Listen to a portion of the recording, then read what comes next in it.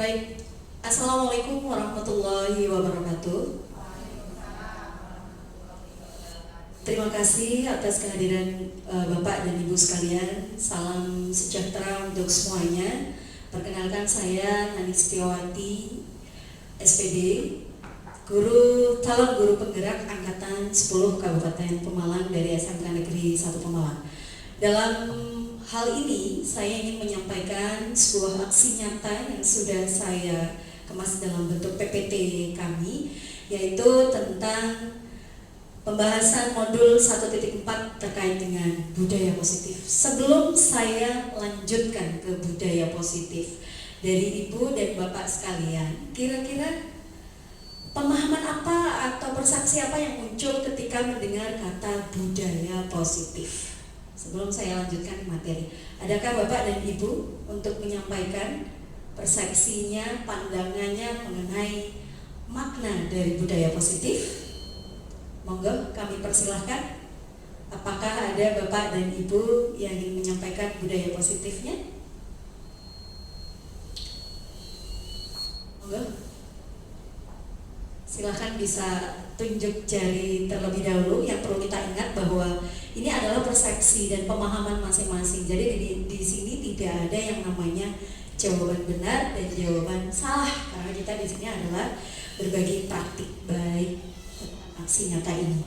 Silakan Bapak Ibu, budaya positif, ada yang bisa memberikan pemahaman? Oke, Ibu Sri Rahayu. Budaya positif kalau menurut saya salah satu nilai kebajikan yang dimiliki oleh seseorang agar mendapatkan hal-hal yang lebih bisa memajukan suatu kegiatan atau perkembangan yang ada di dunia pendidikan. Terima kasih. Terima kasih Ibu Cici, pemahaman yang sangat luar biasa. Budaya positif itu berkaitan erat dengan yang namanya nilai kebajikan. Dalam istilah bahasa Indonesia, kebajikan itu adalah kebaikan. Betul Bapak Ibu? Nah, seperti apa dan bagaimana implementasinya? Kita lihat terlebih dahulu. Akan kita pelajari dalam hal ini, dalam pertemuan saat ini terkait dengan modul 1.4, yaitu konsep-konsep kunci yang akan kita bahas adalah yang pertama, perubahan paradigma belajar, kemudian disiplin positif, motivasi perilaku manusia, kebutuhan dasar, posisi, kontrol restitusi, keyakinan kelas, dan segitiga restitusi. Honestly atau jujur, dari konsep-konsep ini Bapak Ibu ada yang sudah mengetahuinya? Apa itu paradigma belajar, apa itu disiplin positif, ataukah hal ini merupakan hal baru yang ingin Ibu tahu atau Ibu pahami? Hal baru Bapak Ibu? Hal baru ya? Sehingga dalam hal ini perlu kita pahamkan melalui proses penjabaran dari definisi tersebut. Nah, Bapak Ibu, sebelum kita masuk dan menerapkan apa itu budaya positif, kita pahami dulu perubahan paradigma belajar di era kurikulum merdeka. Jelas jauh berbeda dari kurikulum yang sebetulnya, betul Bapak Ibu? Dari yang mulai konvensional, di mana perbedaan cara mengajar guru dan cara mengajar guru era sekarang itu sangat berbeda ya. Kalau zaman dulu, Pak Mukhlis, kira-kira guru kalau mengajar ke siswanya bagaimana Pak Mukhlis?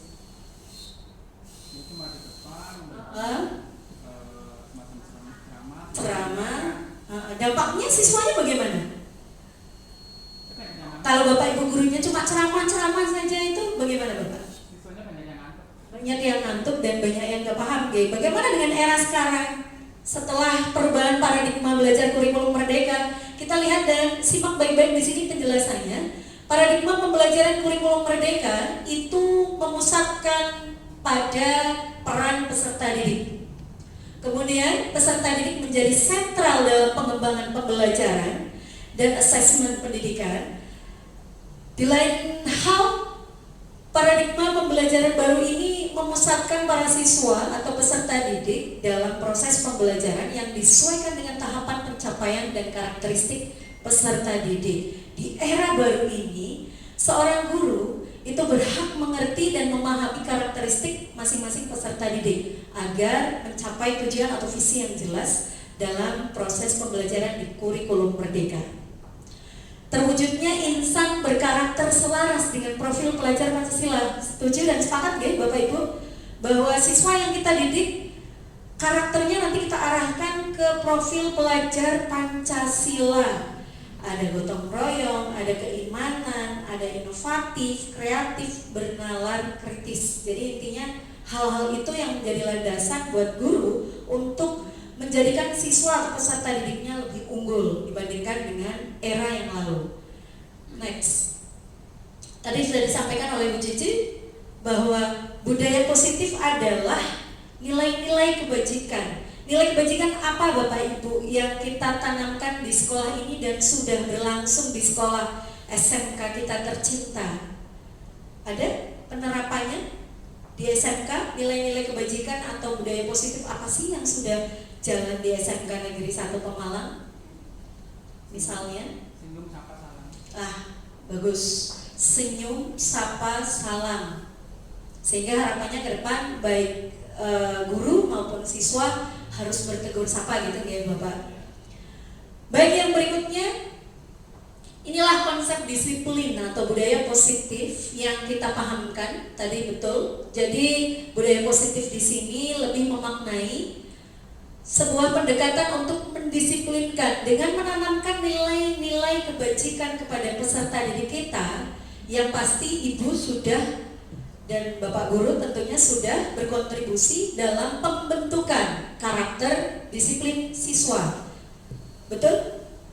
Oke. Jadi pendekatan ini untuk mendisiplinkan serta membangun karakter anak tanpa menghukum. Jadi proses penerapan disiplin positif di sekolah itu tidak ada unsur hukuman Bapak Ibu. Jadi kalau misalnya ada sebagian Bapak Ibu yang masih menghukum dalam proses mendisiplinkan anak, itu jelas salah. Karena hukuman, sepakat, jadi hukuman yang kita berikan kepada anak yang melanggar tata tertib atau mungkin terlambat sekolah, nyadarkan nggak? Mendisiplinkan nggak? Bapak Ibu guru BK mungkin lebih paham ya. Kira-kira anaknya jadi berubah lebih baik, apa sebetulnya berubah menjadi membelot? Membelot karena fakta yang terjadi di lapangan, jangka pendeknya iya, siswa tidak akan melanggar lagi, tapi karena menghindari hukuman. Di jangka panjangnya yang terpatri dalam pemikirannya justru bukan mendisiplinkan diri. Jadi mereka melakukan hal tidak melanggar lagi, lebih kepada dia ingin menghindari dari hukuman yang diberikan oleh Bapak dan Ibu guru. Next, yang berikutnya. Sampai sini ada yang ingin ditanyakan Bapak Ibu terkait dengan disiplin positif? Yang perlu dipahamkan di sini, pendekatan ini bukan memberikan atau membiarkan dan memberikan kebebasan tanpa batas, melainkan ada pembatasan tertentu. Pendidikan bersifat tertib dan damai dalam suasana momong, among, dan ngemong. Jadi di era paradigma belajar, di era kurikulum Merdeka itu sudah tidak menerapkan hukuman dalam rangka mendisiplinkan anak. Sepakat, Ge? Sepakat. Next, yang berikutnya. Sebelum kita menanamkan proses pendisiplinan dan budaya disiplin positif di sekolah kita, perlu kita pahami bahwa ada beberapa motivasi perilaku manusia. Jadi anak-anak yang melanggar, Bapak Ibu, itu pasti memiliki motivasi atau dorongan dari dalam dirinya. Itu antara lain yang pertama, ini menurut Diana Gossens dalam bukunya Restructuring School Discipline, menyatakan ada 3 motivasi perilaku manusia mengapa melakukan itu. Yang pertama, untuk menghindari ketidaknyamanan atau hukuman. Yang kedua, untuk mendapatkan imbalan. Bapak Ibu sering ke sekolah, berangkat lebih awal, lebih pagi, itu atas dasar inisiatif sendiri atau biar mendapat pujian atau menghindari teguran dari Bapak Kepala Sekolah. Nah, ini kita sebut dengan motivasi perilaku manusianya di situ. Jadi orang tidak dan melakukan itu pasti yang pertama untuk menghindari ketidaknyamanan, yang kedua mendapatkan imbalan atau penghargaan dari orang lain, yang ketiga menjadi orang yang mereka inginkan. Jadi kita ingin berubah menjadi baik hanya berharap bisa masuk ke kelompoknya mereka, seperti apa karakternya dan seperti apa yang nanti akan muncul. Kemudian untuk menjadi orang yang mereka inginkan dan menghargai diri sendiri dengan nilai-nilai yang mereka percaya. Ini yang perlu diperhatikan Bapak Ibu. Yang berikutnya, ada pertanyaan sebelum kita lanjutkan ke slide berikutnya. Jadi paham ya Bapak Ibu, siswa yang terlambat masuk ke sekolah itu pasti memiliki alasan tersendiri ketika mereka mau melakukannya. Jadi konsep pemberian hukuman itu justru salah.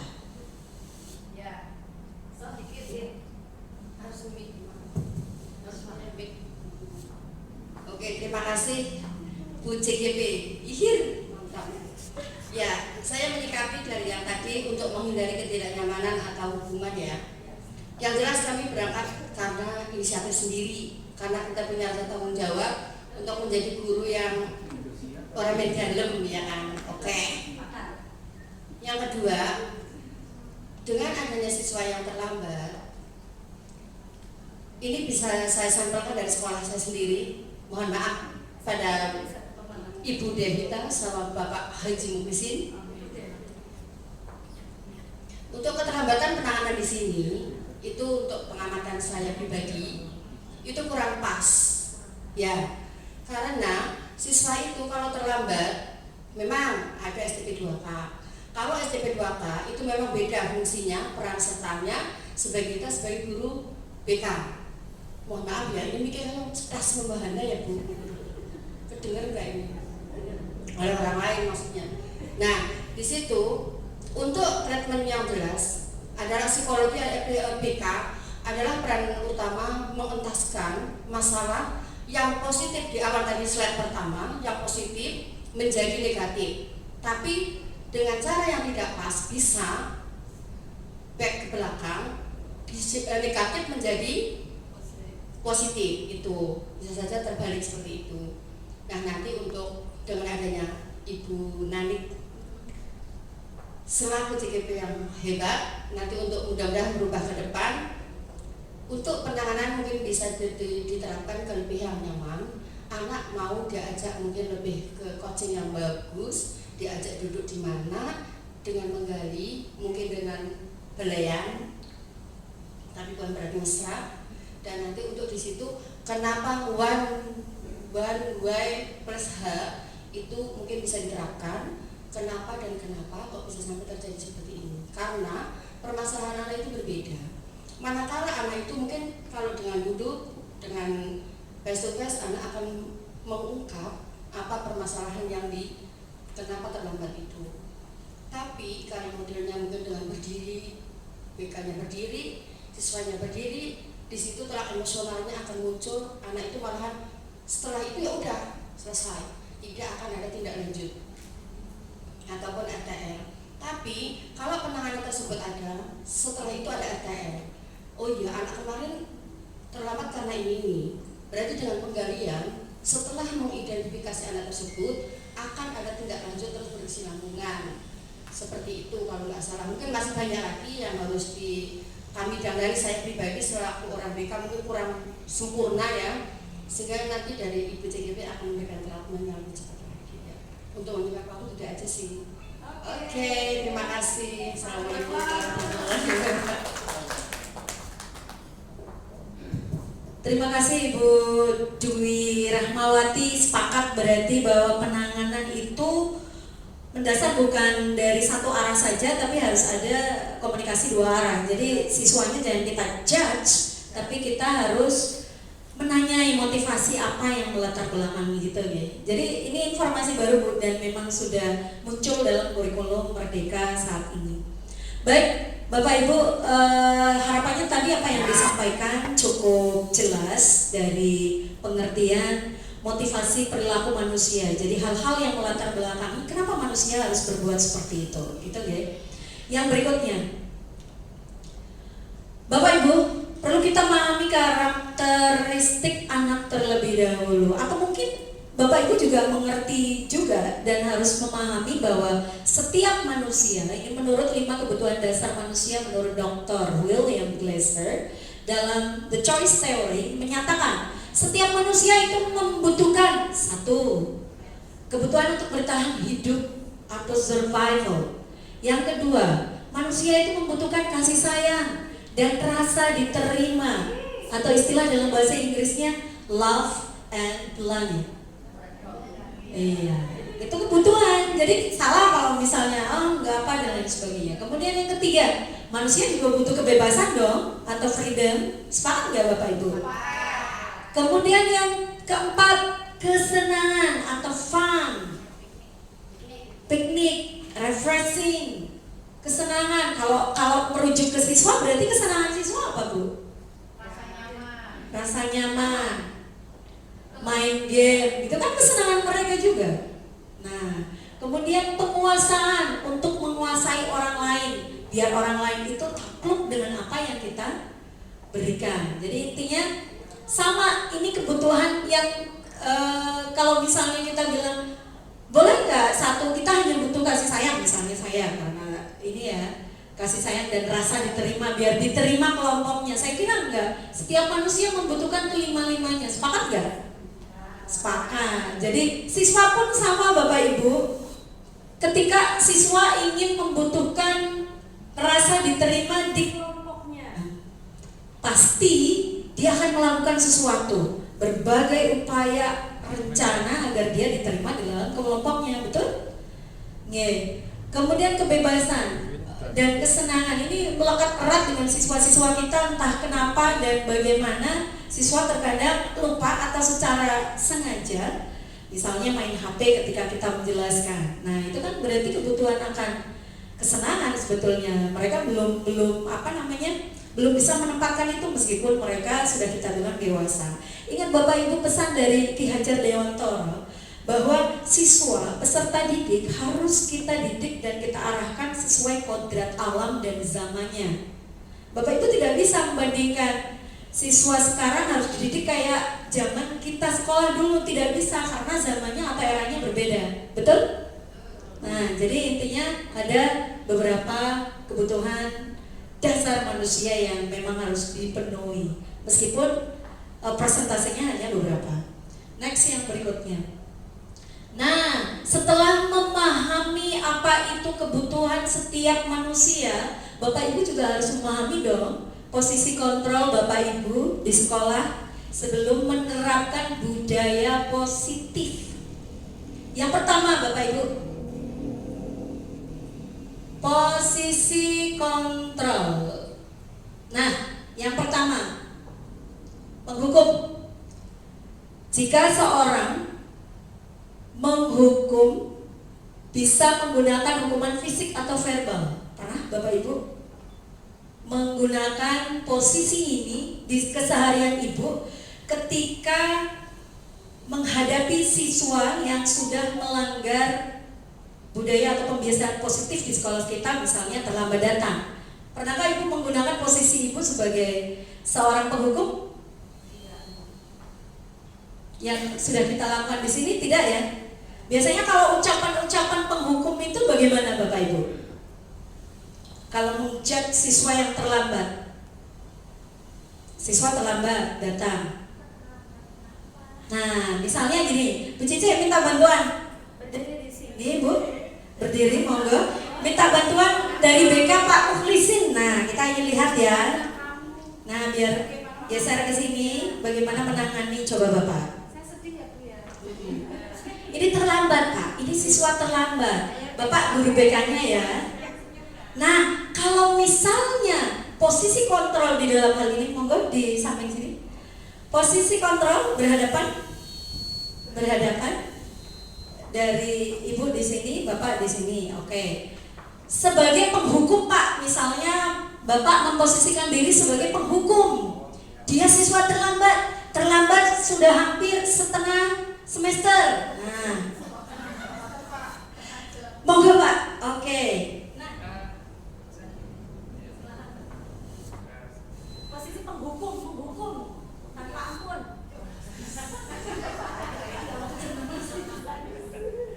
Mbak Cici, dari kemarin ya, April dan ini awal Juni saya nggak di dan juga sama saya depan ini sudah dari 10 kali ya. Ya. Nah, saya sudah memberikan pembinaan, memberikan konseling, tapi ternyata tidak ada pengaruhnya ya, untuk Mbak Cici sendiri. Padahal kan rumahnya dekat di Mongonan, ya istilah kata cuma 5 langkah, ya. Nah itu karena sudah lebih dari 10 kali, ya mohon maaf, tolong nanti Mbak Cici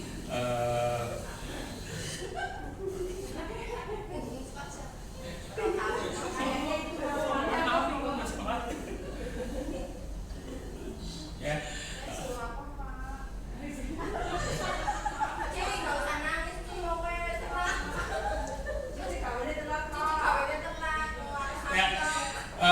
Coba skot jam 10 kali saja coba ya. Kalau ternyata ini terakhir ya. Kalau ternyata nanti terlambat lagi, otomatis ada panggilan orang tua ya. Sebenarnya ada apa sih? Ada permasalahan apa sih di rumah? Ya, coba skot jam bisa panjang.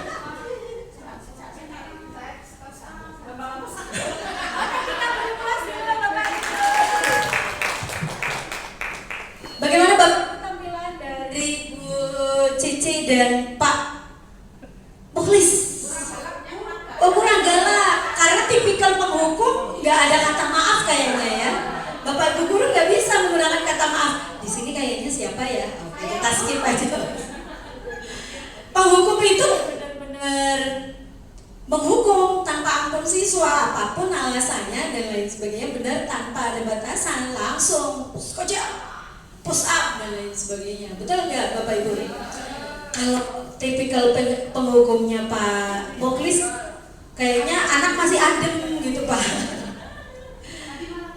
Malah tanya, mau dihukum apa ya? Oh, dihukum apa ya, pilihan ya? Penghukum itu biasanya sakok Pak. Jadi siswanya datang, apalagi itu udah bikin guru BK emosi, setengah semester telat terus, nggak pernah ada. Iya, itu penghukum ya. Jadi menghukum fisik maupun verbal. Meskipun ibu tidak memberikan fisik hukuman, verbal juga termasuk hukuman. Nah, yang terpatri di anak, saya kira itu. Kemudian pembuat merasa bersalah. Ada nggak Bu ketika atau Pak guru-guru BK yang di depan atau mungkin Bapak Ibu guru yang berada di kelas? Bu Amida misalnya kan orangnya sabar ya, hukum siswanya, tapi biar membuat siswanya itu merasa bersalah Bu. Biasanya dengan kata-kata apa? Yang merasa bersalah. Contoh, kan ibu udah bilang, kenapa sih kamu membuat saya kayak gini? Padahal kan saya sudah benar. Nah, itu membuat merasa bersalah, akhirnya siswa mikir, berubah. Oke. Yang berikutnya adalah pemantau. Pemantau itu berarti mengawasi segala sesuatu yang dikaitkan dengan aturan-aturan yang ada di sekolah, dibekukan. Kemudian yang berikutnya teman. Guru di posisi ini tidak akan menyakiti murid, Bapak Ibu. Kemudian akan tetap berupaya mengontrol murid melalui persuasi pendekatan. Cuma persepsi kita yang muncul ketika kata teman itu ada, itu apa Bapak? Cara penyampaiannya, cara ngomongnya mirip-mirip kayak dengan teman sendiri gitu kan? Pernah mengalami hal serupa. Jadi cara ngomong siswanya seolah-olah kita adalah teman sebayanya mereka. Bagus nggak? Sok akrab, sok dekat, kemudian caranya bikin memang benar tidak membuat siswa Iya, seketika boleh. Tapi jangan dari awal sampai akhir coaching teman terus gitu ya. Nggak boleh, seketika boleh. Di poin apa Bu seketikanya? Di poin merasa dia mungkin di kelas bagaimana, ya mungkin yang dengan keadaan beliau. Oke, jadi mungkin itu Bu, anak baru membuat kesalahan, jadi kita bersikap sebagai teman dulu. oke, karena baru berarti itu ya. Nah, biar nyaman dulu dengan situasinya. Baik, yang berikutnya Bapak Ibu, poin terakhir, posisi kontrol.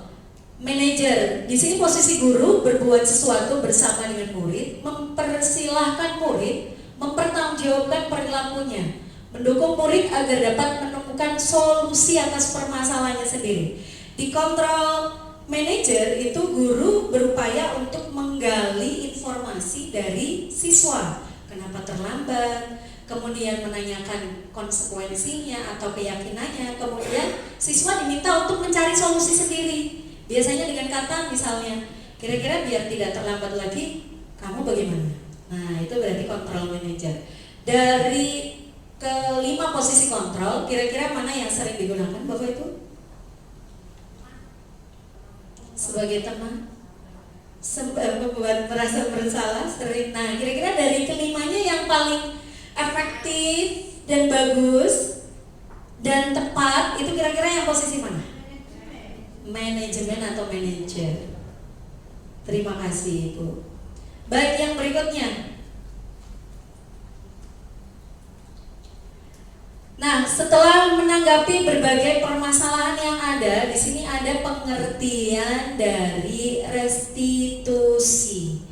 Restitusi adalah proses menciptakan kondisi bagi murid untuk memperbaiki kesalahan mereka, sehingga mereka bisa kembali ke kelompok mereka dengan karakter yang lebih kuat. Biasanya anak-anak yang melanggar itu justru dijauhi dari kelompoknya atau temannya. Nah, tugas guru di sini adalah mengembalikan kepercayaan mereka untuk kembali ke kelompoknya yang baik itu, namun dengan sudah dibekali komitmen atau karakter yang kuat, artinya bisa berubah ke dirinya sendiri yang lebih baik. Kemudian proses restitusi ini kita sebut dengan proses kolaboratif yang mengajarkan murid untuk mencari solusi untuk masalah mereka dan membantu murid berpikir tentang orang seperti apa yang mereka inginkan. Bagaimana mereka harus memperlakukan orang lain. Ini pengertian dari restitusi. Bapak Ibu, kalau di BK sendiri atau konseling biasanya memposisikan diri sebagai apa? Bu Devi. Kalau Bu Devi sendiri ketika mau berhadapan langsung dengan siswa yang bermasalah, itu kira-kira memposisikan diri sebagai apa? Kontrol tadi.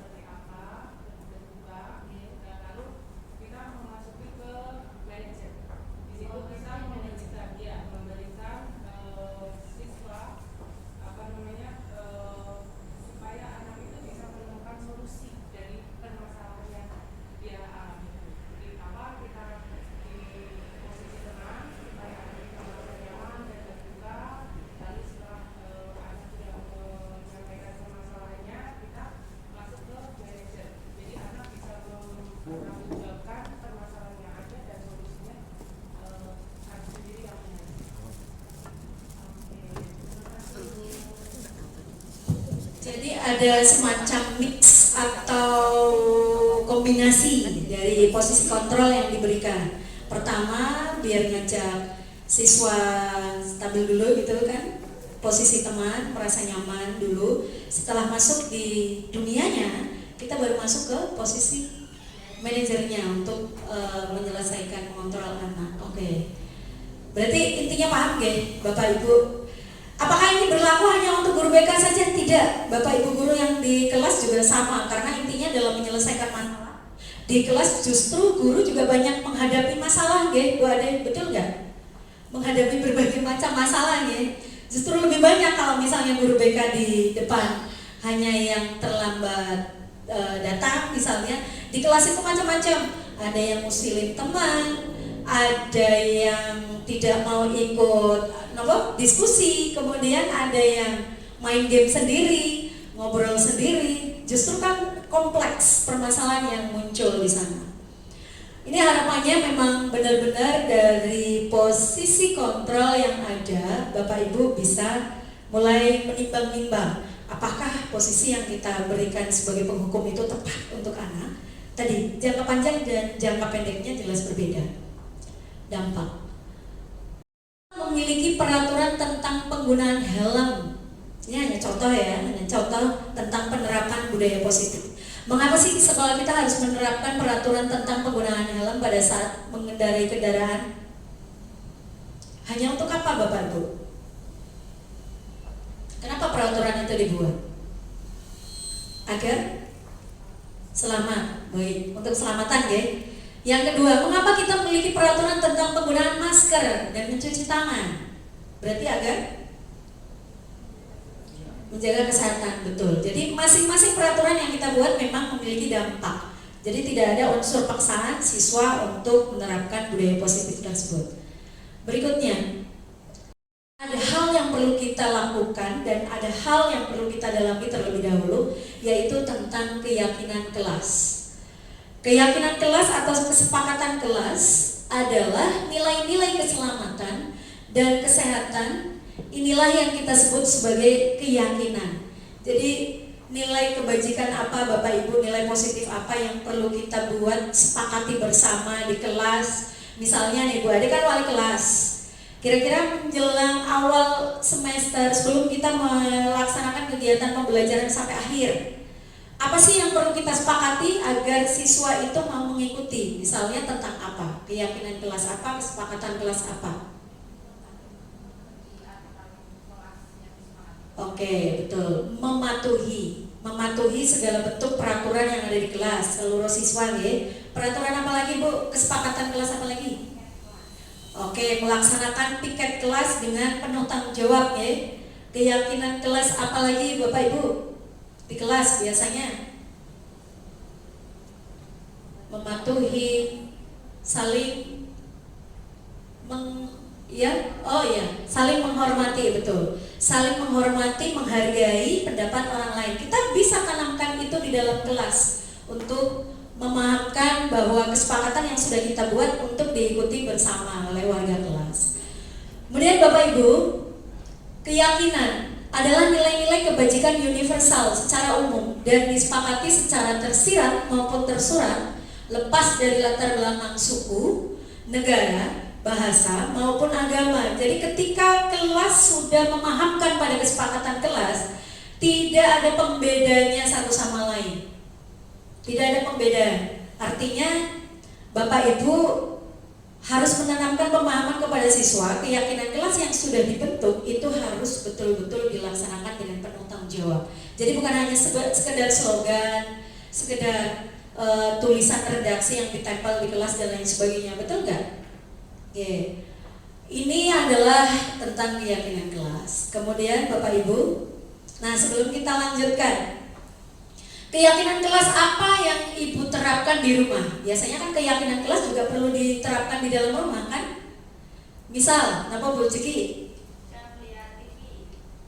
Jam nonton atau lihat TV. Oke, ada jeda waktunya Bu? Ya. Ada lagi Bu Amida? Yang di rumah misalnya? Jam untuk bermain HP. Oke, hanya weekend aja. Itu beneran Bu. Kira-kira anaknya kuat nggak Bu? Disepakati nggak Bu? Jadi pihak ya. Artinya ketika kita membuat sebuah keyakinan, itu dua belah pihak itu saling menyepakati, jangan timpang. Artinya Ibu sebagai orang tua ini, tapi anaknya enggak. Nah itu keyakinan kelasnya nanti tidak jalan. Sama di kelas juga. Ibu memberikan poin-poin, siswa nggak senang, nggak bisa dilaksanakan budaya positifnya. Kalau Bu Faiza, kepada diri sendiri keyakinan apa yang harus dijalankan agar menjadi orang yang berperilaku baik? respect terhadap orang lain. Oke, respect terhadap orang lain ya. Jadi masing-masing punya komitmen sendiri ya. Baik, tentang yang apakah ada pertanyaan Bapak Ibu? Oke, biar semarak kita tepuk semangat dulu ya. Ya, tepuk semangat.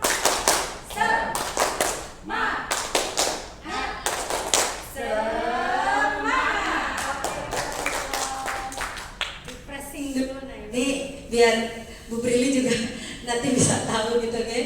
Nanti kita saling berkolaborasi, saling membantu. Kan asik, sebetulnya materinya menarik kalau kita benar-benar ingin menjalankan dengan sepenuh hati. Bu, ada nggak Bu Devi dan Pak Muklis, mungkin kan di Guru BK ada kegelisahan apa sih yang belum sampai sekarang tercapai? Inginnya apa dari hal terkait dengan budaya positif atau mungkin dalam penanganan siswa yang sebetulnya Ibu ingin capai, tapi karena sesuatu hal terhambat gitu, khususnya dalam penanganan masalah di sekolah. Kira-kira apa Bu? Mungkin ini ya, dari kami ingin kita itu sesuai dengan tupoksinya ya. Jadi kadang menjadi dilema untuk kami ketika kami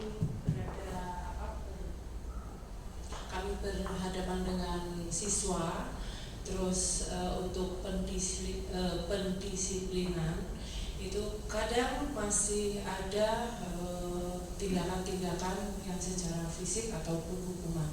Itu terpaksa kami lakukan karena, mohon maaf ya sebelumnya, karena itu sebetulnya ranahnya STP 2 kan, untuk pendisiplinan seperti itu.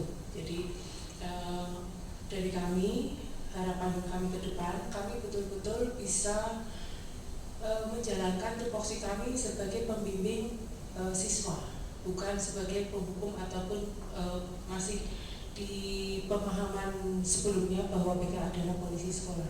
Jadi sedikit demi sedikit kami mulai beralih bahwa BK adalah seorang guru pembimbing, seperti itu. Terima kasih. Terima kasih Bu Dede. Jadi lebih memahamkan pada tupoksi. Bagaimana Pak? Ya, terima kasih untuk saya sendiri Bu. Ini kalau ada siswa yang kemudian alfanya sudah sampai sekian, ya, alfa berarti kan tidak berangkat tanpa keterangan. Ya. Kemudian saat saya berkomunikasi seperti dalam dari pusat pendidikan itu kan ada satuan pendidikan, ada sekolah, kemudian orang tua, kemudian masyarakat. Ya, yang bersangkutan anak tersebut itu orang tua di Jakarta ya, di sini kemudian sama simbahnya yang namanya simbah kan berarti sudah sepuh. Setelah saya konfirmasi ke orang tuanya, udahlah Pak terserah sekolah ya, padahal di sini kami guru BK itu butuh ya kolaborasi atau sinergi dengan orang tua, sementara orang tuanya sendiri seperti itu, yaitu kami merasa kesulitan dalam penanganan siswa tersebut yang seringkali alfa. Itu saja sih, terima kasih. Terima kasih Bapak. Kurangnya pendekatan terhadap orang tua, berarti kan perlu koordinasi dengan stakeholder sekolah Pak. Jadi memang harus ada momen, ada waktu tersendiri di mana dalam momen event itu mempertemukan baik pihak BK, wali kelas dan orang tua dari pihak sekolah juga. Artinya biar menyamakan persepsi. Jangan sampai ketika ada penanganan seperti itu timpang gitu ya Pak. Artinya sekolah tidak mau tahu, kemudian orang tuanya tidak mau tahu, kemudian sekolah sudah ngebet. Pokoknya yang namanya pendidikan harus kita tegakkan misalnya. Jadi pembentukan karakter siswanya, kemudian penyelamatan siswanya agar tidak seperti itu. Namun kalau memang tidak ada dorongan dan kolaborasi dengan orang tua memang akan sulit. Jadi memang dari pihak sekolah harus berkolaborasi, memberikan persepsi yang sama terhadap kemajuan siswa nanti di sekolah gitu. Baik, Ibu, yang berikutnya ada satu metode dalam menangani kasus itu Pak, Nah, ini kalau misalnya orang tuanya belum bisa kita ajak koordinasi dan kolaborasi, mungkin kita bisa mencoba ini, segitiga restitusi. Segitiga restitusi bagi Bapak Ibu guru juga boleh. Segitiga restitusi ini meliputi satu, menstabilkan identitas. Langkah yang kedua, validasi tindakan yang salah. Dan langkah yang ketiga, menanyakan keyakinan. Ini digagas oleh Diana Gosden dalam bukunya Restitution Restructuring School Discipline, yang telah merancang sebuah tahapan untuk memudahkan para guru dan orang tua dalam melakukan proses untuk menyiapkan anaknya untuk melakukan restitusi yang disebut dengan segitiga restitusi. Sudah jelas di situ Pak. Metode ini bukan hanya diterapkan oleh guru BK saja. Guru kelas juga bisa, orang tua juga bisa. Caranya bagaimana sih? Stabilkan identitasnya dulu. Biasanya siswa yang melakukan pelanggaran itu lebih kehilangan jati dirinya atau identitasnya. Jadi kita stabilkan dulu. Kemudian yang berikutnya, dalam proses menstabilkan identitas, biasanya kayak tadi yang Bu Devi sampaikan, biar anaknya nyaman dulu ngobrol gitu kan Bu. Kamu tahu, datang ke sini Ibu panggil untuk apa? Distabilkan dulu, ditenangkan dulu, di emosinya biar hilang dulu. Biasanya sampai sejauh ini dan detik ini BK merupakan momok yang besar bagi siswa ya Bu. Jadi konsep mindset siswa ketika dipanggil BK apa Bu? Takut. Iya, bahwa saya berarti anak bermasalah, benar. Jadi ketika siswanya sudah dipanggil BK, mana ada masalah mesti. Itu yang mindset terpatri Pak. Jadi mungkin BK suatu saat memang harus benar-benar melakukan pendekatan dengan siswa. Caranya bagaimana agar, mohon maaf, itu kan juga bagian dari perenungan juga ya. Jadi siswa ketika kembali dari BK itu kayak sedikit dijauhi Bapak, karena dianggap bermasalah. Padahal kan yang namanya BK bukan hanya itu, intinya memberikan bimbingan, konseling karir dan lain sebagainya bisa dilakukan di BK. Nah ini Bapak Ibu bisa bisa dipraktekkan di rumah, di sekolah juga bisa.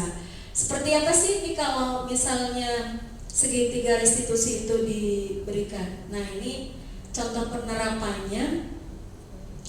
Ini kemarin kita skenariokan. Jadi Mas Fajar ini adalah seorang siswa yang main HP ketika gurunya ngajar di kelas.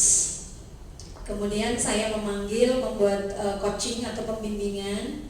Saya tidak langsung tanya, Bu, kamu main HP di kelas, siswa nggak benar, itu kan penghukum ya. Jadi saya tanyakan dulu, stabilkan emosinya dulu, stabilkan identitasnya dulu, kembalikan dia ke posisinya dia sebagai siswa. Kemudian kita tanya apa alasannya kita panggil di sini, dia menjawab karena saya melanggar. Nah, dengan senang hati dia akhirnya menjawab karena pemanggilan itu. Kemudian yang posisi keduanya kita mulai validasi. Validasi itu mencari alasan kenapa dia melakukan itu. Ternyata dikaitkan dengan 5 kebutuhan dasar manusia, dia hanya lebih untuk bersenang-senang.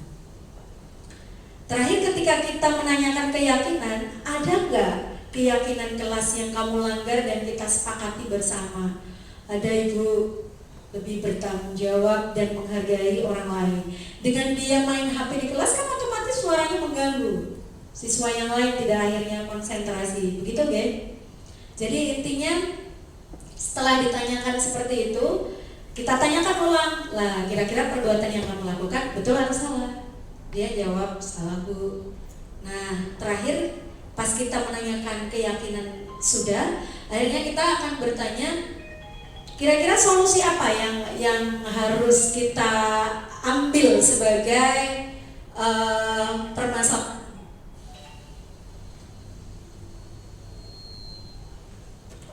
Begitu Ibu. Ada yang perlu ditanyakan terkait dengan segitiga restitusinya.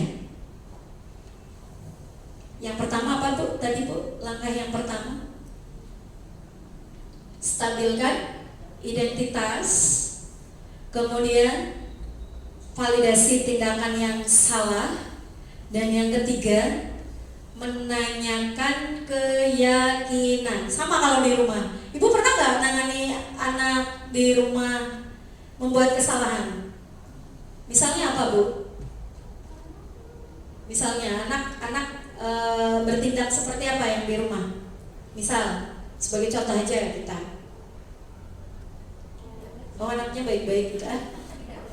Oh, tidak belajar malah main HP. Itu biasanya sebagai seorang ibu bagaimana melihat seperti itu? Padahal jamnya jam ini ya, jam apa namanya? Jam belajar. Bu Amida gimana Bu menanganinya? Coba Bu, saya tanya Bu. Kalau saya biasanya HP-nya saya ambil, saya beri hukuman karena sudah kesepakatan. Ini mami ambil 1 minggu seperti itu. Oke, terima kasih. Jadi ternyata hukuman yang diberikan itu merupakan konsekuensi yang sudah disepakati bersama gitu. Baik. Kalau anak-anak kecil kan biasanya aman ya Bu, gak melanggar kan di rumah, gak ada tindakan melanggar. Nah ini pemberhentian artinya gini Bu, segitiga restitusi itu boleh diterapkan di rumah, boleh diterapkan di sekolah. Kalau di rumah, yang pertama yang kita lakukan misalnya Dewi nih, Dewi pelanggarannya apa ya? Biasanya apa Bu kalau Dewi? Oh nggak mau ngaji. Apa yang Bu Cici lakukan pertama kali? Ternyata anaknya geleng-geleng misalnya. Oh mau nggak mau nganter? Nggak, pas awal sebelum nganter itu kan pasti ada drama dulu tuh. Drama. Nah, kira-kira ke Dewinya gimana? Dewinya disuruh ngaji nggak mau, nanti akhirnya pada nggak berangkat, ya akhirnya drama Koreanya keluar. Dewi nggak ini gitu ya Bu ya. Jadi memang penerapannya sama. Jadi memang membutuhkan waktu ya Pak, segitiga restitusi. Jadi memang konseling face to face. Kalau misalnya Dewi dimarahin di sebelahnya adiknya, pasti kan ada timbul mindset berbeda juga kan. Nah itu kenapa memang coaching diperlukan di sini Pak. Jadi dalam menangani masalah siswa itu sebetulnya tidak diperkenankan ketika kita marah-marah di depan siswa yang lainnya. Satu orang itu kita hardik, kemudian yang lain hanya nonton. Nah itu hati-hati Bapak Ibu, akan menerapkan, justru akan meninggalkan jejak. Kalau biasanya kan ada jejak digital, kalau ini jejak apa Bu? Jejak hukuman yang melekat di sini ya. Munculnya apa? Dendam. Ketika Bapak Ibu guru yang memang benar, disiplin, sepakat. Tapi jangka pendeknya, jangka panjangnya nanti dia akan beda. Anak kan beda karakter, benar kan? Kalau misalnya ada beberapa anak yang dihukum itu langsung kemudian sadar, ya berarti karakternya memang bagus. Lah kalau misalnya setelah dihukum anaknya tambah jadi, nah itu kan beda cerita. Menstabilkan identitas yang pertama Bu Cici, anaknya digandeng, dudukkan.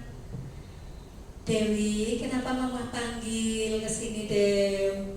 Memang kayak gitu, segitiga restitusi. Ibu peri. Iya betul, Ibu peri baik hati gitu ya. Dewi, kenapa Ibu panggil ke sini? Pasti Dewi paham. Oh, nggak mau ngaji mah. Terus, kira-kira itu salah apa benar? Salah. Nah itu mulai, kenapa sih kok nggak mau ngaji? Nah itu validasi tindakan yang salah. Artinya mencari alasan dibalik tindakan dia. Kenapa sampai nggak mau ngaji? Biasanya apa Bu? Anak nggak mau ngaji biasanya capek. Nah itu kan berarti memang benar-benar dia tidak mengharapkan itu, ya. Dan yang terakhir keyakinan, menanyakan keyakinan. Berarti Dewi kalau kayak gini sudah melanggar keyakinan Nabawi. Nah anak kecil kan nggak mungkin bisa itu. Mungkin pakai bahasa yang lain dari seorang ibu itu saya yakin lebih kuat menyampaikannya, gitu ya. Ini contohnya, ini videonya tidak bisa disetel. Oh PPT ya. Kemudian kita menyimak dari statement Bapak Pendidikan kita, Bapak Ibu Ki Hajar Dewantara. Dewantara. Pendidikan adalah tempat persemaian benih-benih kebudayaan. Sepakat Bapak Ibu? Pendidikan adalah tempat persemaian benih-benih kebudayaan. Dan pendidikan dan kebudayaan sejatinya berkaitan sangat erat. Dengan kata lain, bahwa cita-cita peradaban adalah mimpi kita sebagai bangsa. Kita mulai kerjakan, kita semaikan benihnya dari apa yang kita lakukan di bidang pendidikan. Itulah Ki Hajar Dewantara dalam filosofi pemikirannya. Kita lihat di sini simple. Tempat persemaian benih-benih kebudayaan. Kata benih-benih. Benih-benih itu berarti siapanya? Anaknya, siswanya, berarti kan benih kan? Nah berarti itu gurunya siapa? Betul, guru adalah petaninya. Guru adalah petaninya Ibu-Ibu. Kalau misalnya tanamannya nggak subur, berarti kita perlu beri apa? Pupuk. Kalau tanamannya layu, berarti kita perlu apa? Air untuk disiram. Yang penting jangan sampai Ibu sebagai petani justru yang merasa layu, justru yang merasa tidak subur, akhirnya tidak memiliki kepercayaan diri dalam mendidik anak-anak kita. Pernah merasa seperti itu Bapak Ibu? Ingat Bapak Ibu, apa yang sudah kita terima sebagai gaji dari negara, apa yang sudah kita terima sebagai sertifikasi tunjangan kita, itu adalah amanah yang begitu berat, begitu luar biasa, sehingga guru memang harus memainkan peran-perannya di sini. Insya Allah ketika jenengan melakukan tugasnya itu dengan baik, menyemaikan benih-benihnya itu dengan sosiokultural, etika budaya yang ada di masyarakat, siswanya pasti akan terbentuk dengan baik. Banyak kasus dan banyak hal, contoh untuk diri saya sendiri. Ketika saya berproses menjadi Bu, penghukum, siswanya bagaimana Bu? Ketika kita masuk,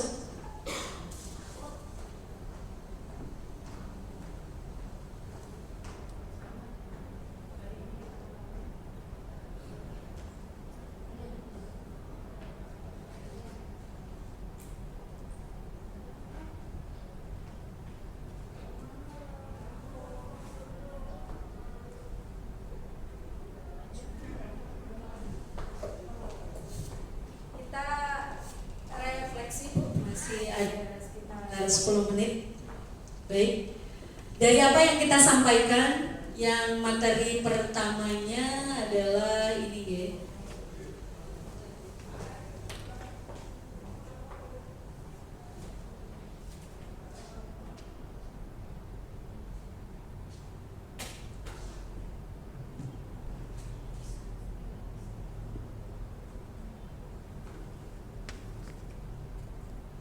Sudah pasti dan sudah jelas bahwa budaya positif itu apa sekarang? Budaya positif. Kenapa Bu? Budaya positif di sini adalah dampaknya. Jadi budaya positif di sini adalah suatu pendekatan mendisiplinkan, membangun karakter. Dari sekarang Ibu, kita harus menerapkan budaya positif di sekolah kita. Dari mulai berangkat ke sekolah jam berapa Pak? Jam 6.45. Oh bagus, 6.45, berarti menjelang jam 7 ya? Oke, budaya positif jalan di sepanjang garis hijau atau green line. Tapi sudah dilaksanakan belum ya? Di awal ketika itu baru digagas. Tapi selanjutnya kayaknya sudah ada semacam diabaikan dari tanda-tanda tersebut. Kemudian yang perlu kita perhatikan Bapak Ibu, disiplin positif sebetulnya bukan tanpa batas, melainkan ada pembatasan nilai-nilai tertentu. Pemberian budaya positif atau disiplin positif di sekolah Ini diharapkan mampu membangun karakter. Namun jika budaya positif itu sudah dilanggar dan tidak dilaksanakan, akhirnya yang muncul apa Bapak Ibu? Ketika budaya positifnya itu sudah tidak diterapkan, tidak diindahkan, akhirnya bagaimana sekolah kita?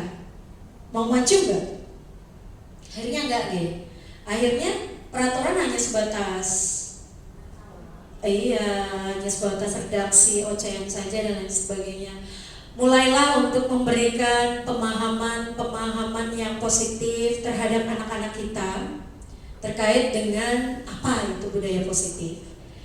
Kemudian yang berikutnya kita mengacu ke sini lagi. Ada Bapak Ibu yang mau mempraktikkan kira-kira sebagai penghukum itu seperti apa jika posisinya saya adalah yang terlambat. Penghukum, Bapak Ibu. Penghukum, tadi kan udah diberitahukan. Coba Bu Dewi. Oke.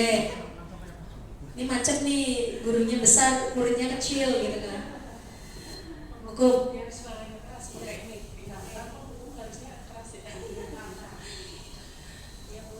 Nani.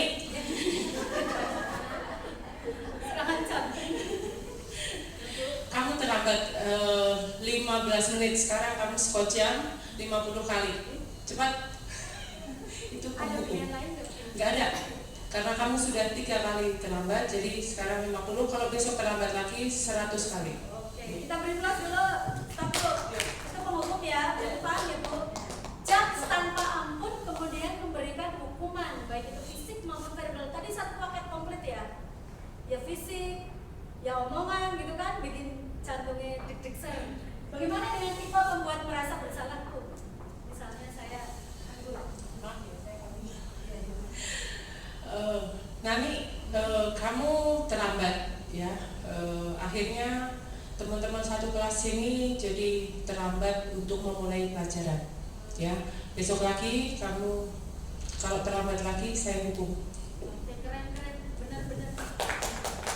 Jadi seolah-olah beban kelas itu diberikan ke si anak semua ya, gitu loh. Temenmu jadi nggak ikut pelajaran kan?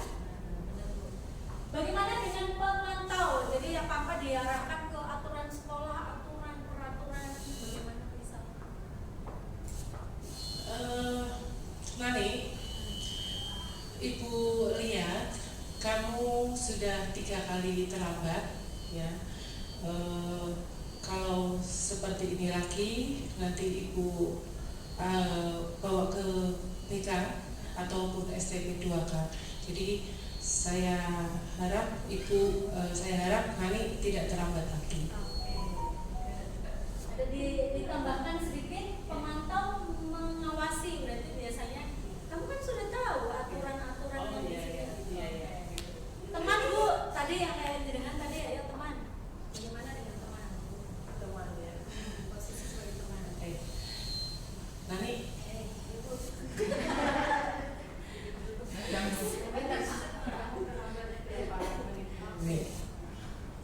Ini terlambat sudah 15 menit. Lagi? Ya, 5 menit aja dulu. Ya. Ini jadi lebih ke santai ya. Lebih santai. Kamu coba perhatikan ketika anaknya. Ketika ibu posisinya lebih dekat ke anaknya, anak akan cenderung apa? So akrab juga kan? Kayak gak ada beban, kayak menganggap iya kan cari gitu. Akhirnya memang tupoksinya seperti itu. Kemudian manajer Bu. Nah ini lebih langsung ya. Refleksi terakhir.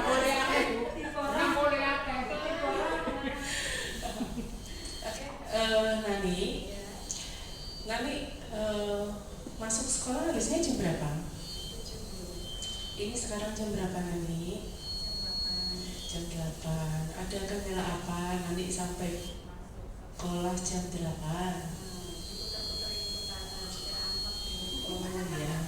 Jadi diputar-putarin supir angkot. Nah besok lagi kira-kira supaya tidak lambat lagi, menurut Nani apa sih yang harus Nani lakukan?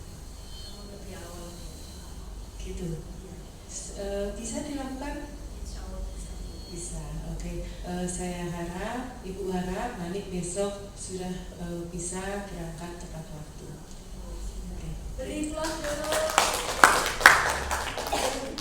Keren, luar biasa Ibu Devi, bisa nanti dipraktekkan tuh. Yang posisi terakhir, siswanya kan cenderung mendengarkan ya, secara otomatis. Lah kalau yang menghukum tadi yang pertama, iya tidak ada kesempatan, malah kayaknya pandang-pandangan baru kayak gini. Ibunya marah-marah kita nyawang gitu kan, karena memang persepsinya seperti itu. Nah yang perlu diperhatikan Bapak Ibu, ini semua adalah pilihan. Tinggal bagaimana Ibu melihat, membangun pemikiran bahwa posisi kontrol yang akan kita ambil yang paling tepat itu yang mana dalam menangani anak. Kalau Ibu memang merasa tadi apa yang disampaikan Bu Devi dan teman-teman yang lain, kita kolaborasikan, kita mix misalnya dari teman dulu biar anak itu merasa nyaman, kemudian baru ke manajer, sah-sah saja, asalkan jangan dari awal sampai akhir itu memposisikan diri sebagai teman. Akhirnya kan nanti refleksinya ambigu gitu ya. Kemudian yang kembali lagi ke proses pemahaman restitusi ini, memperbaiki kesalahan Bu. Jadi ingat kata Bapak Sutrisno pengawas kita, masih ingat gak? Bahwa sekolah kita ibaratkan kayak bengkel katanya. Tugas guru adalah sebagai montir memperbaiki. Jadi salah ketika siswa yang etikanya rusak, kemudian dengan gamblang dan dengan gampangnya ibu bilang, yuk kita kembalikan lagi ke orang tuanya, kita nggak sanggup. Itu sebetulnya salah, karena kita adalah orang yang dipercaya untuk memperbaiki dia, baik itu etikanya, baik itu pemikirannya, kemudian karakternya, itu yang utama, membangun disiplin positif. Kemudian mencari solusi Bapak Ibu, anak yang sering melakukan pelanggaran itu biasanya mau tidak mau secara otomatis dijauhi dari lingkungan atau teman sekitarnya, betul nggak?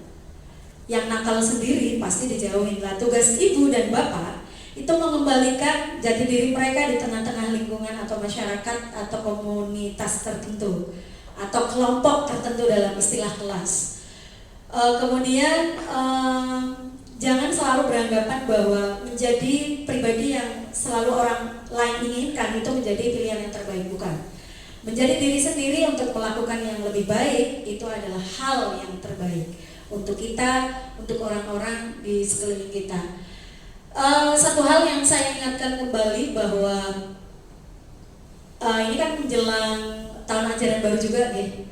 Bapak Ibu nanti yang guru di kelas atau bertatap muka langsung sebagai wali kelas, harapannya membiasakan siswa untuk membuat sebuah keyakinan kelas Bapak Ibu. Keyakinan kelas yang nanti menjadi pembiasaan positif, nilai-nilai positif yang disepakati bersama dalam kelas. Jadi bukan hanya sekedar redaksi kata saja, tapi harus diimplementasikan di dunia nyata atau sehari-hari mereka.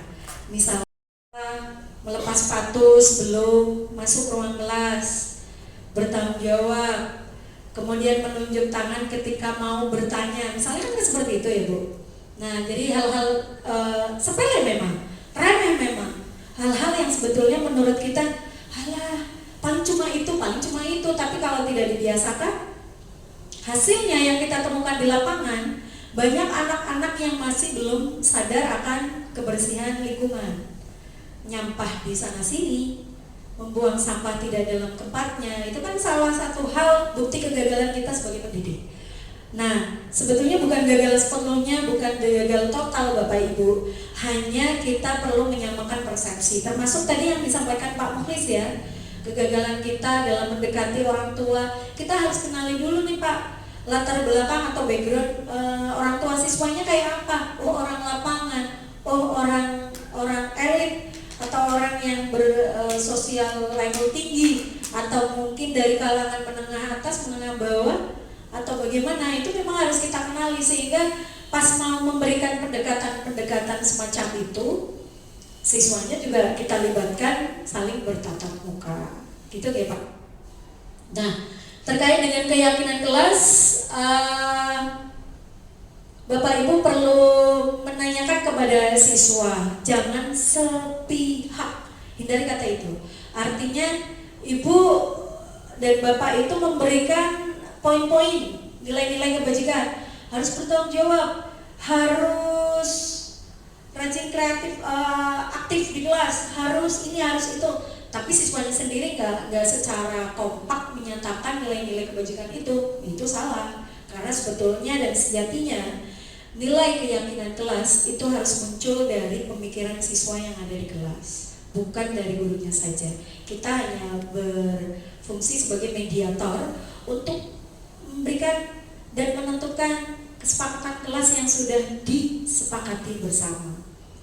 Dari gambaran Bu Devi yang tadi disampaikan Bapak Ibu, terlintas dalam benak Bapak Ibu apa akhirnya ketika menangani masalah anak? Yang terlintas apa? Bahwa dalam penyelesaian bukan sebuah kekerasan yang harus kita berikan. Sepakat nggak kalau misalnya ada guru yang masih memberikan fisik? Sepakat tidak? Tapi di sisi lain guru tersebut bilang bahwa ini mendisiplinkan. Coba Ibu beri membuat sebuah riset sendiri, satu orang anak yang sering terlambat kemudian sering dihukum oleh si A atau Bapak A. Nah, kira-kira perbandingan perbandingan siswa karakternya itu bagaimana dengan siswa yang tidak pernah diberikan hukuman terkait dengan hal itu. Nah, di sini keyakinan kelas sangat dibutuhkan sehingga siswa nantinya bisa akan dengan secara bertanggung jawab menggali lagi hal-hal yang berkaitan dengan penerapan budaya positif. Ada pertanyaan Bapak Ibu terkait dengan penerapan budaya positif di kelas atau di sekolah atau bahkan di rumah? Memang sepele budaya positif. Asal kata dari budaya, kemudian yang positif. Budaya berarti membudayakan atau membiasakan, sementara positif berarti yang sifatnya baik-baik saja. Gitu ya. Apakah di sekolah kita yang sudah saya terapkan dilaksanakan Bapak Ibu? Terutama yang Bapak Ibu di jam akhir, kebersihan kelas, membalikan kursi dan lain-lain, apakah sudah dilaksanakan? Kemarin ada siswa juga yang entah terlupa entah apa, buku perpustakaannya di kolong laci, giliran mejanya dipindah ke tempat yang lain, akhirnya kelabakan. Dengan gampangnya dia hanya lapor ke sekolah, ke perpustakaan, hilang. Karena kata hilang itu ternyata menyelesaikan sebagai langkah yang paling ampuh untuk menyelesaikan masalah. Nah, itu kan berarti belum terbentuk mental apa Bapak Ibu? Bertanggung jawab, ya kan? Disiplin terhadap diri sendiri dan tidak menghargai orang lain. Dengan seperti itu kan akhirnya menghilangkan aset negara. Mereka dengan gampang memberikan pilihan, udah bayar saja, selesai, aman. Nah, kalau misalnya BK mengeluarkan aturan misalnya, yang sering terlambat deposit uang ini, nah ini kan imbasnya jelek atau buruk misalnya? Jelek kan? Memberikan siswa peluang untuk merubah pada diri sendiri. Nah, terkait dengan hal itu saya mengingatkan kembali, ini yang perlu Ibu terapkan, Bapak Ibu guru BK, Bapak Ibu guru Mapel, bahwa segitiga restitusi itu adalah suatu pendekatan yang sangat ampuh untuk membentuk karakter siswa menjadi pribadi yang lebih kuat. Dari segitiga restitusi ini yang muncul dalam pendekatan itu, yang pertama adalah stabilkan identitas, kemudian validasi tindakan yang salah, kemudian menanyakan keyakinan. Insya Allah ketika itu akan diterapkan, jadinya akan bisa menyelesaikan masalah dan siswa akan memberikan solusi tersendiri untuk dirinya dan untuk lingkungan sekitar, bisa kembali ke tengah-tengah kelompok yang mereka harapkan. Saya jeda dulu sebentar, Bapak Ibu, adakah pertanyaan sambil berpikir terkait dengan materi intinya?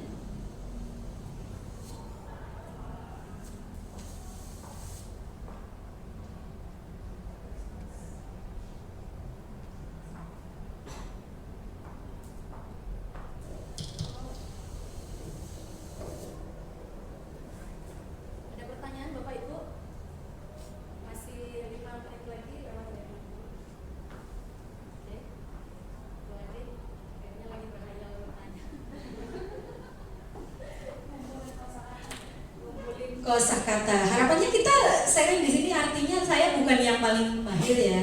Kita sharing-sharing ilmu, sharing-sharing berbagi ilmu yang saya dapatkan, dan harapannya syukur bisa diterapkan dan syukur membuahkan hasil atau dampak yang baik dari apa yang saya sampaikan. Persemaian benih-benih. Bapak, Ibu adalah petaninya. Tugasnya berat, Ibu. Coba kalau petaninya pada mati semua, gak berkualitas semua, apa yang dimunculkan? Apa yang dihasilkan?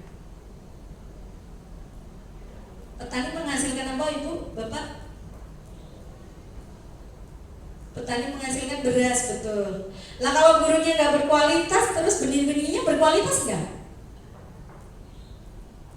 Pasti berkualitas. Kalau Bapak Ibu gurunya berkualitas, pasti siswanya berkualitas. Nah, kalau misalnya petaninya tidak berkualitas, beras yang akan dihasilkan tidak berkualitas juga dalam dan memberikan manfaat enggak untuk sesama? Enggak ya, kalau tidak berkualitas enggak memberikan manfaat. Nah, ini adalah inti sari dari filosofi pendidikan dari Ki Hajar Dewantara. Harapannya guru sebagai pendidik itu betul-betul mengemban tugas ini, menyemaikan benih-benih kebudayaan sehingga akan tercipta cita-cita peradaban yang diharapkan oleh bangsa kita. Dalam hal ini adalah dalam dunia pendidikan, untuk kemajuan pendidikan. Gitu ya Bapak Ibu. Oke. Ada hal lain? Closing statement-nya saya mengulang sedikit dari poin slide terakhir ini. Pendidikan adalah tempat persemaian benih-benih kebudayaan. Pendidikan dan kebudayaan sejatinya berkaitan sangat erat. Dengan kata lain, bahwa cita-cita peradaban, mimpi kita sebagai bangsa, kita mulai kerjakan. Kita semaikan benihnya dari apa yang kita lakukan di bidang pendidikan. Kiranya itu saja yang bisa saya sampaikan. Kurang lebihnya mohon maaf. Wabillahi taufiq wal hidayah. Wassalamualaikum warahmatullahi wabarakatuh. Waalaikumsalam. Terima kasih atas kehadirannya Bapak.